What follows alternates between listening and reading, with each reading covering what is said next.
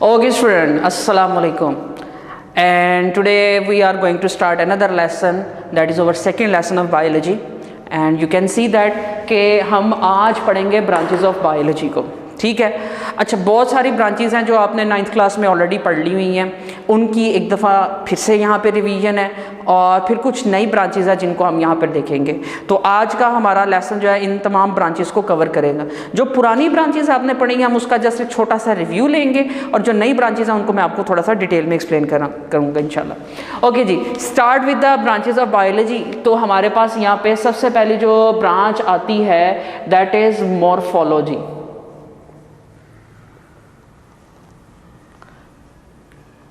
Okay, एक चीज़ याद रखिएगा, ये बड़ी इंपॉर्टेंट बात है, बायोलॉजी की सिर्फ टर्म्स होती हैं, बाकी एक डिस्क्रिप्टिव सब्जेक्ट है, आसान है, समझना भी आसान है, पढ़ना भी आसान है, सिर्फ उस सूरत में जब आप उसकी टर्मिनोलॉजी को अच्छे से समझ जाओ तो, ठीक है। तो बात यह है कि हमने टर्मिनोलॉजीज़ की ही बात करनी है, और मोस्ट ऑफ द टाइम ज़्यादातर ये होता है कि जो टर्मिनोलॉजीज़ होती हैं वो डिराइव होती हैं किसी ग्रीक वर्ड से, किसी लैटिन वर्ड से। अगर हम उन्हीं को एक्सप्लेन कर दें तो हमें सारा मतलब समझ आ जाता है, ठीक है। तो वही हम यहाँ पे करेंगे, ब्रांचेस के केस में भी मोस्टली यही चीज़ें हैं, ठीक है। तो हम स्टार्ट कर रहे हैं मॉर्फोलॉजी से। तो अभी मैंने आपको बताया कि ये कोई ना कोई ग्रीक या लैटिन वर्ड होता है, ठीक है। तो मॉर्फोलॉजी भी जो है ना ये ग्रीक वर्ड से आया है। दो वर्ड्स हैं, एक है मोर्फो और दूसरा है लॉजी। और लॉजी तो हमने पढ़ा हुआ है ना, लोगोस से आया, और लोगोस का मतलब होता है थॉट या रीजनिंग।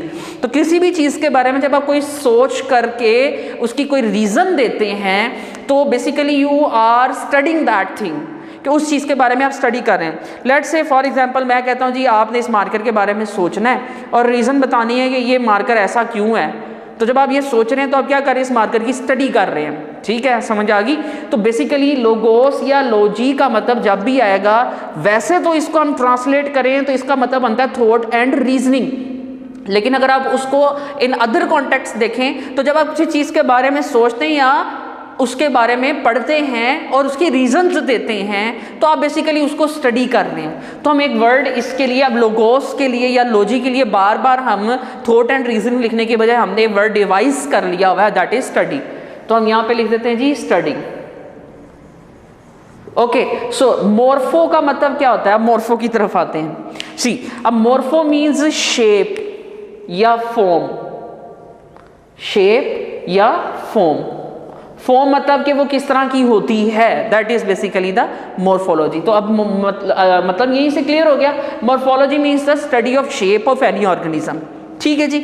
अब दो तरह से हम किसी भी ऑर्गेनिज्म की स्टडी करते हैं, या तो हम उसको एक्सटर्नली स्टडी करते हैं या उसको हम इंटरनली स्टडी करते हैं। तो बेसिकली यहाँ पर भी हम इसी तरह से इसकी फर्दर डिवीजन करेंगे। एक इसकी है एक्सटर्नल मॉर्फोलॉजी, एक्सटर्नल मीन बाहर, बाहर से।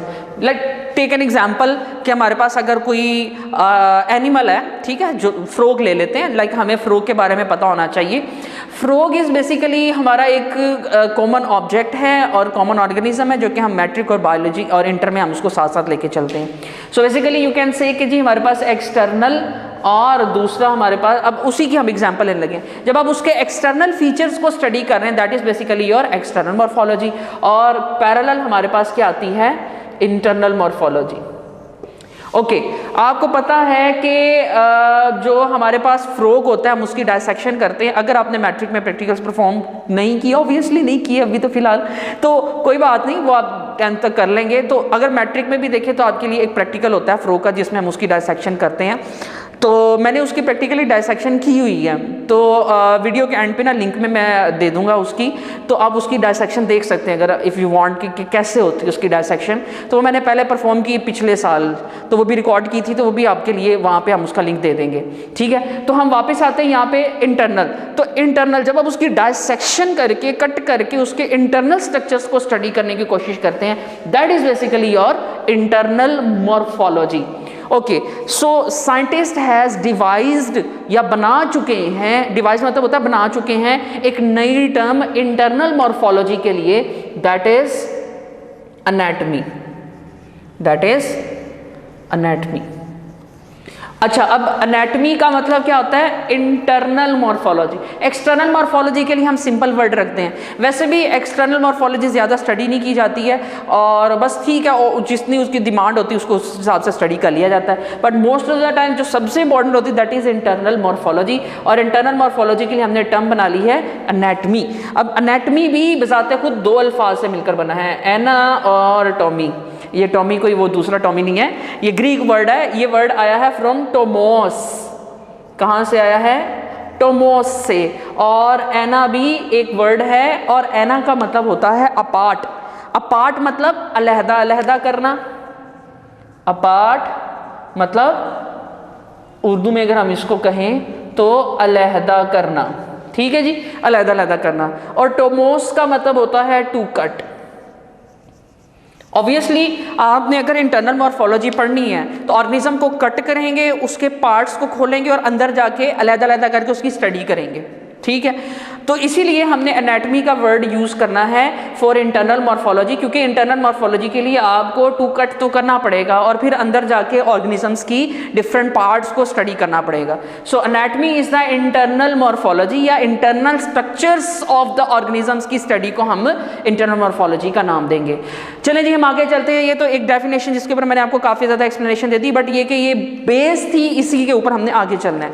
Okay, next is histology.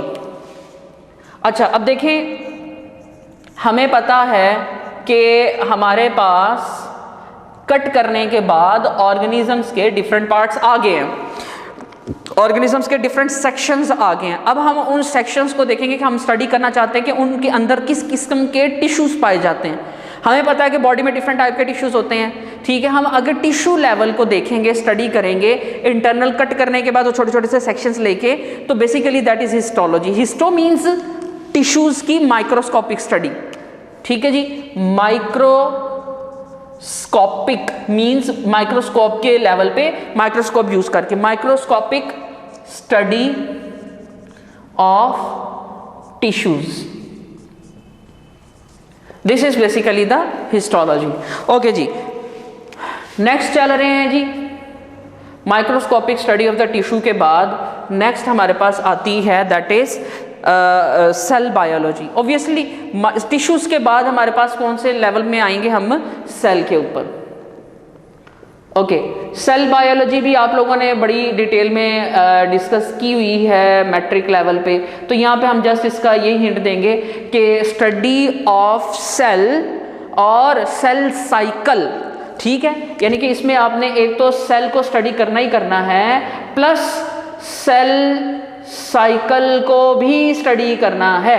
Cell cycle को स्टडी करने का मतलब है कि आपने देखना है कि एक सेल से किस तरह से डिवाइड होके दो सेल्स बनते हैं, जिसमें हम माइटोसिस और मियोसिस दोनों को डिस्कस करते हैं। तो that is basically the cell biology. ठीक है, और सेल के अंदर कौन कौन से ऑर्गेनेल्स पाए जाते हैं? Okay, keep in mind the word is organelles, not the organelli, ये याद रखिएगा। ठीक है, ऑर्गेनेल्स क्या होते हैं? They are the part of cells, like जिस तरह से न्यूक्लियस है, माइटोकॉन्ड्रिया, गोल्जी apparatus, ये सारे मिलकर क्या बना रहे हैं? एक सेल बना रहे हैं। ठीक है जी, ये हमारा काम हो गया सेल बायोलॉजी के ऊपर। ओके जी, नेक्स्ट हम चल रहे हैं that is physiology. Physiology is basically the functioning, physio means functioning of different structures that is related to life। ठीक है, अब ये हमारी अपनी सिंपल पूरी बॉडी के फंक्शन से लेके सेल के लेवल पे सेल में पाए जाने वाले ऑर्गेनेल्स के फंक्शन तक की बात हो रही है, ये माइंड में रखिएगा। फिजियोलॉजी इज नथिंग कि जी सिर्फ हम सेल्स की बात कर रहे हैं या किसी एक ऑर्गेनिज्म की बात कर रहे हैं। फिजियोलॉजी का मतलब होता है कि हमारी बॉडी किस तरह से काम करती है, हमारी बॉडी कैसे फंक्शन कर रही है। Secondly, with that we are going to discuss how the organelles which are present inside the cells वो किस तरह से काम करते हैं। तो सिंपली जब आप functioning of any structures that is considered as living उसकी बात करेंगे तो that is basically the physiology. Physiology is basically you can say functioning. Physiology is functioning. Okay. So next हम आगे आ रहे हैं। नेक्स्ट है हमारे पास that is पहले हम पैलियोंटोलॉजी देख लेते हैं, फिर जेनेटिक्स की तरफ आएंगे।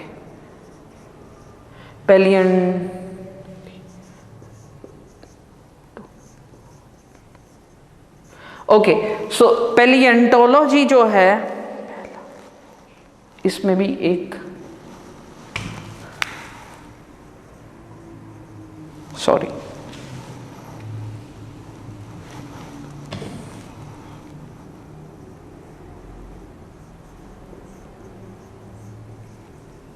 ओके, सो बेसिकली पैलिएंटोलॉजी जो है, the word palaeonto means fossils, palaeonto means fossils.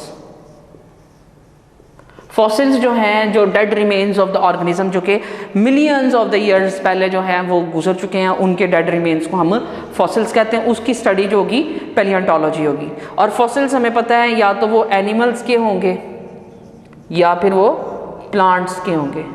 तो अगर हम एनिमल्स के फॉसिल्स की स्टडी करेंगे तो पैलिएंटोजोलॉजी, जो मीन्स एनिमल, और पैलिएंटोबॉटनी मीन्स के स्टडी ऑफ प्लांट्स। ठीक है जी, चलें हम आगे चलते हैं। नेक्स्ट है हमारे पास जेनेटिक्स।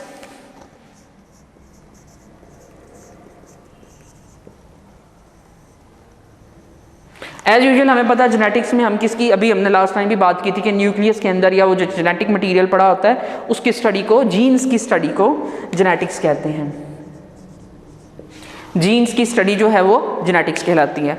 ओके जी, नेक्स्ट इज टेक्सोनॉमी।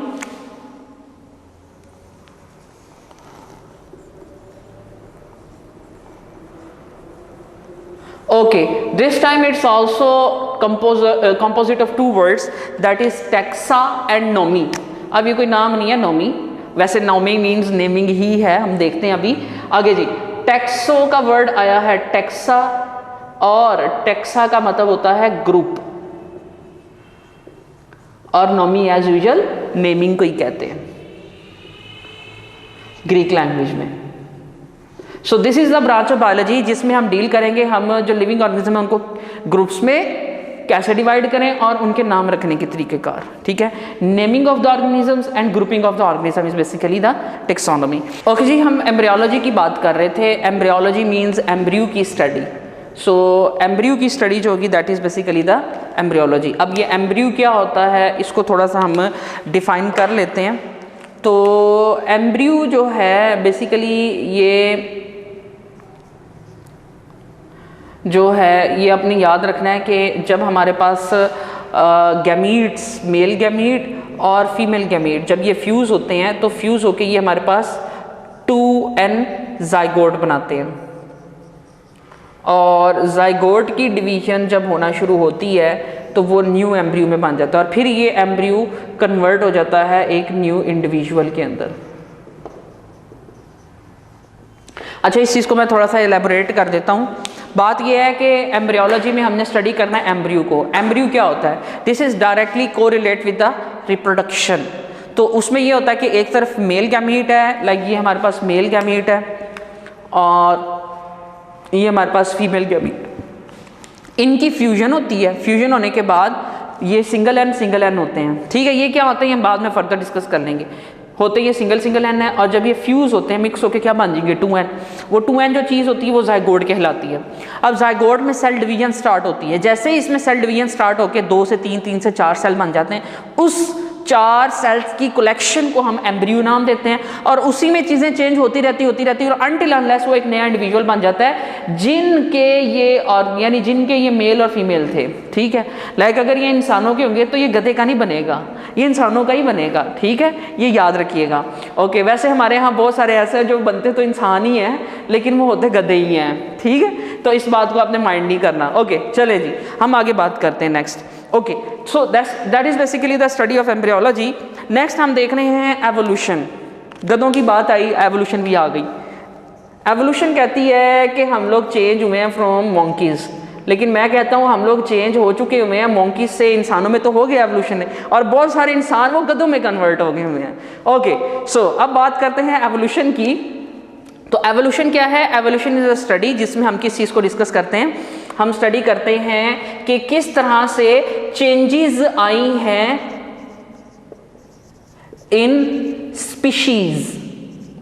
स्पीशीज यानी नस्लों में। लाइक इंसान है तो एवोल्यूशन कहती है कि वो कहाँ से बने हैं? बंदरों से बने हैं। ठीक है, और मैंने आपको बताया कि इंसान के बाद अगली एक नई स्पीशी आ चुकी है, वो क्या है? इंसान नुमा गधों की। चले ठीक है जी।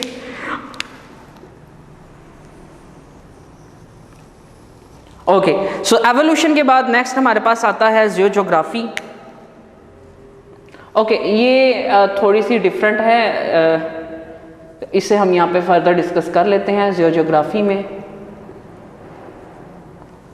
जू का मतलब ये वर्ड आया है जू ऑन से, और जू ऑन का मतलब होता है एनिमल, और जियो मीन्स अर्थ,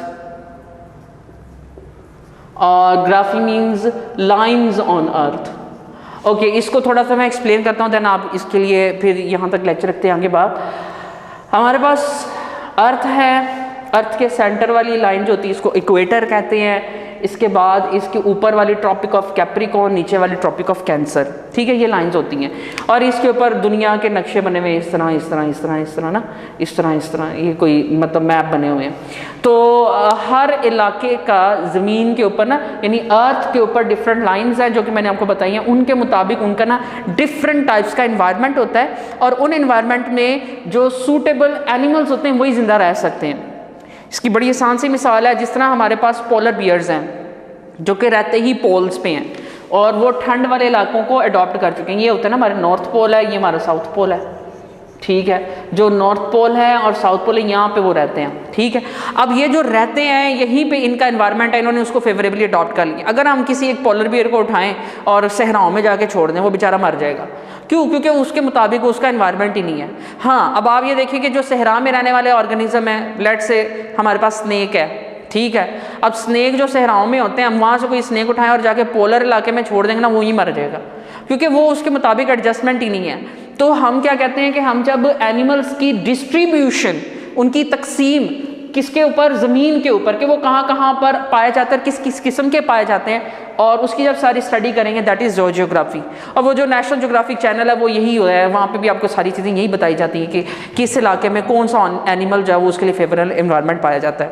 ओके जी, डेट्स ऑल फ्रॉम टुडे। हमने जो कुछ ब्रांचेस डिस्कस की हैं वो हमारी प्रीवियस ब्रांचेस थी, बट आई हैव ट्राइड कि मैं आपको थोड़ा सा इसको मज़ीद एलेबोरेट करके कुछ बेहतर अंदाज में बयान कर सकूँ।